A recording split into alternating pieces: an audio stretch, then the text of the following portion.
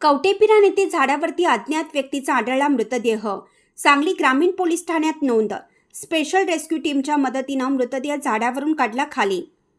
सांगली ग्रामीण पोलीस ठाणे हद्दीमध्ये कवटेपिरान दुधगावमधील पांजरपोळ नदीपात्राच्या शेजारील काठावरील 25 फूट झाडावरती अज्ञात व्यक्तीचा मृतदेह आढळून आला आहे.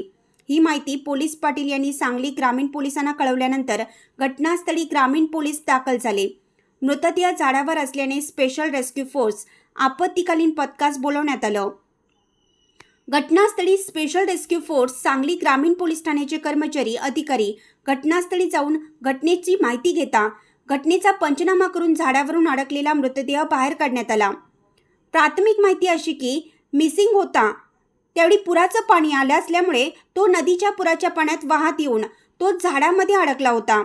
परंतु तेथील पोलीस पाटलांच्या निदर्शनास आल्यास त्यांनी स्पेशल रेस्क्यू फोर्स आपत्कालीन पथक सांगली ग्रामीण पोलीस ठाणे यांना कळवले व त्या व्यक्तीची ओळख सुद्धा पटली असून मयत व्यक्तीचं नाव भास्कर अंकुश वासुदेव असून वय वर्ष 47, राहणार भेंडवडे.